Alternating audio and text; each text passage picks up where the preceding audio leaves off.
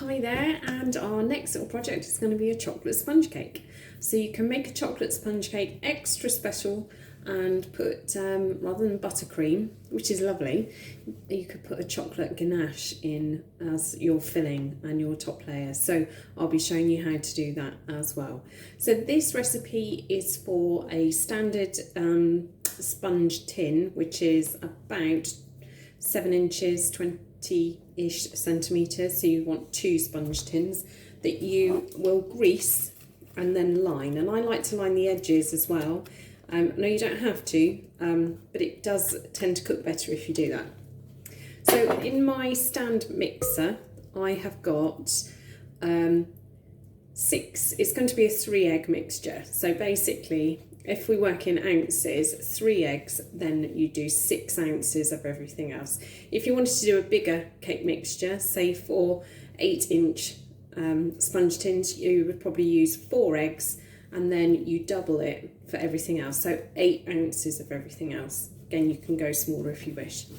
So in my mixing bowl, I have creamed together 6 ounces of caster sugar, 6 ounces of soft margarine, like a stalk, and I'm just going to add, I know it's a chocolate cake, but I'm going to add a little bit of vanilla extract as well. So a little splash of that. And I'll just show you that mixture now. I've creamed that up, and just leave it to keep beating so it goes nice and fluffy. The next bit that we're going to add are our eggs. Now this morning I opened a box of eggs. They were all in date and they were all fine. This is why I always break them into a jug first, because one of them was really off. So make sure that you always break your eggs into something else first, because if you did it straight into your mixer bowl, you would be devastated because you'd have to be chucking everything away. Whereas all I was doing was throwing away 3 eggs, which was frustrating, but believe me, you wouldn't have wanted that in your egg mixture. So I'm going to pour that lot in. I've scraped down the sides of my bowl just so that everything's going to get incorporated. And now I'm going to beat this again.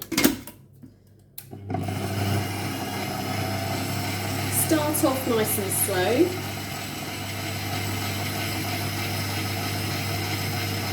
It doesn't look like it's ever going to come together. And then you're going to speed it up.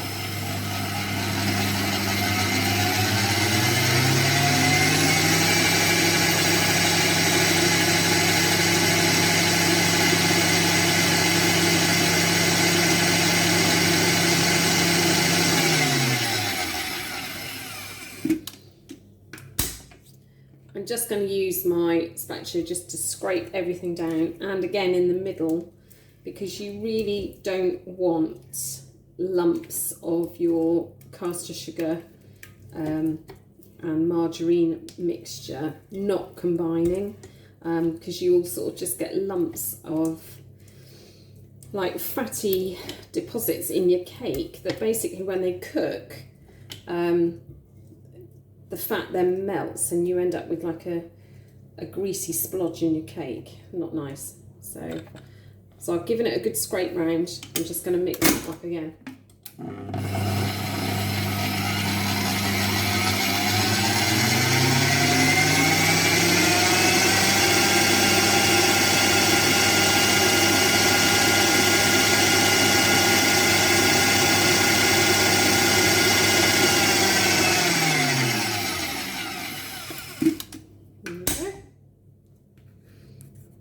So I'll just hold that so hopefully you can see into there. So it's nicely combined. Don't worry if it looks like it's about to curdle. It's absolutely fine. Right, now then, take that bowl off of there for a second. And I'm now going to add cocoa powder and self-raising flour. So normally if this was a Victoria sponge, I would just be adding 6 ounces of self-raising flour. Because we're adding cocoa powder, we're going to take out some of that self-raising flour. So I've taken out 1 ounce of the self-raising flour and replaced it with cocoa powder.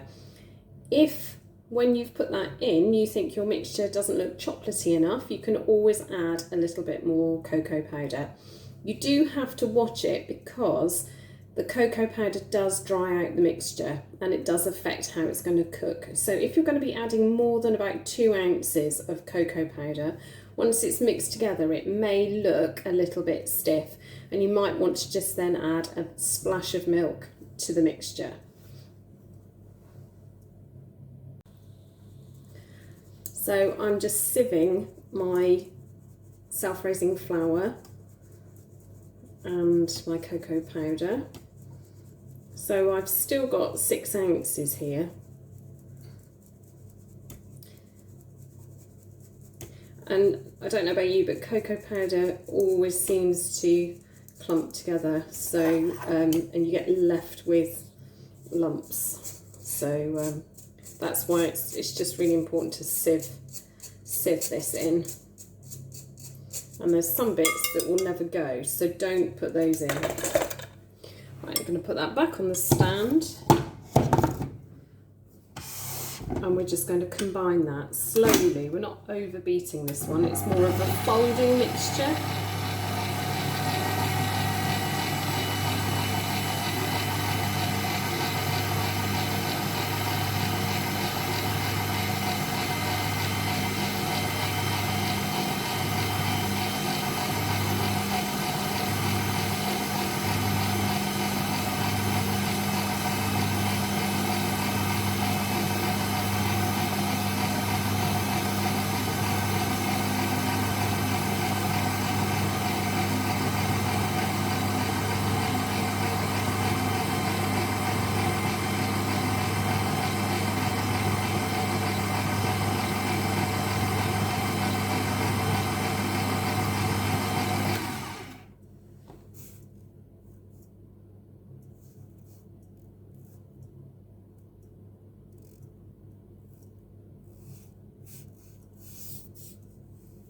So there's the mixture, and it is much stiffer because of that cocoa powder than if I'd made a plain Victoria vanilla sponge, because that would be dropping off that beater.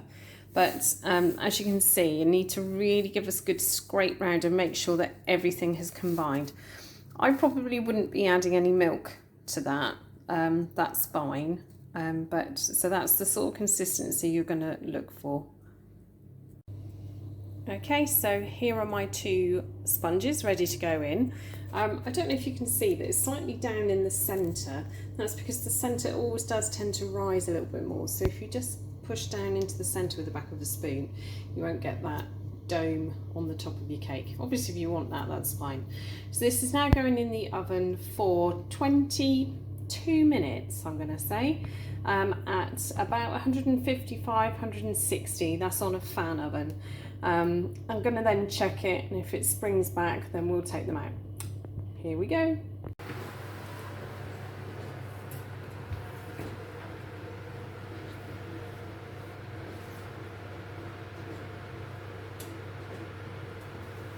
So this has been in for 22 minutes. It's still a little bit soft in the middle, so I'm going to put that back in for another 3. So here we have the sponge cakes. Whoops, they've come out of the oven nicely. They came out of the tins really nicely. And what I'm just going to show you how to finish them off with a ganache. Now, this is the easiest recipe in the world, and I tend to use Elmley double cream just because it stays in the fridge for months and months and months, and it whips up really well. But what you do for the ganache is use a whole pot of Elmley and 2 bars, 2 100-gram bars. One of them should be dark chocolate and the other one I tend to do as a milk chocolate. So you mix them up. Break your chocolate into small pieces and put it in a microwavable bowl and put them in the microwave to melt your chocolate for a minute. It won't completely melt, but it will just go a little bit soft. So that's 1 100-gram bar of milk and 1 100-gram bar of dark. You can go 2 bars of dark. If you're going to do all milk chocolate, I would use 2.5. It's just all to do with the different cocoa and fat content in the bars of chocolate. So you put that in the microwave, let that go a little bit squidgy, keep an eye on it because you don't want it to burn. Whilst that's happening, you pour your Elmley into a saucepan and you bring it to a boil, but very gently. You don't want it to catch on the bottom, so just keep an eye on the cream. So you're bringing it up just so it starts to boil. Once it's boiling, take it off the heat and pour your cream onto your chocolate squares, so your bowl of chocolate squares, and then just keep stirring. The heat from the cream will melt your chocolate squares and you will get this beautiful glossy melted chocolate.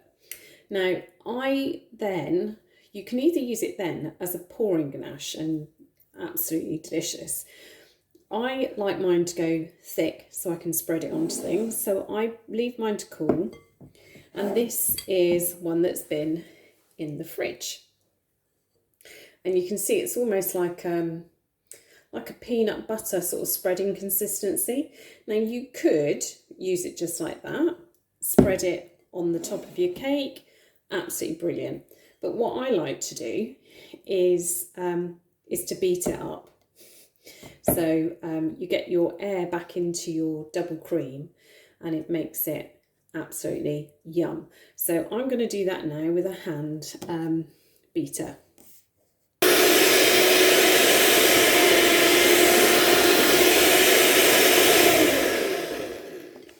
So I've beaten this now and you can see it's changed colour, it's gone slightly paler and it's a lot thicker, but it is absolutely delicious. You can't really keep this one out as long as if you had a buttercream cake, but as long as it's not somewhere hot in direct sunlight, it should be fine. If you've made absolutely loads, because it does make a good amount, you can keep it mixed up in the fridge for a week, or you can freeze it. So it's quite good like that.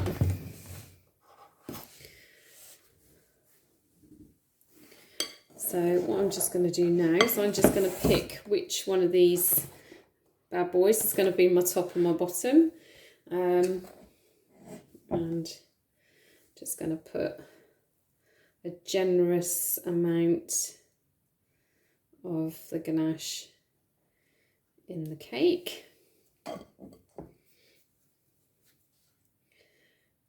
You can pipe with this as well if you get it to this sort of thick consistency, if you feel like doing that.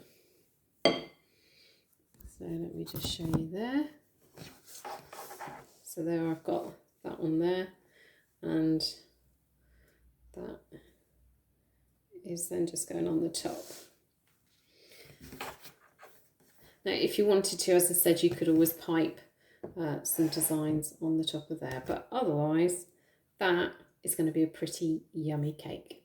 So I hope you get to try some and enjoy it. Take care, bye bye.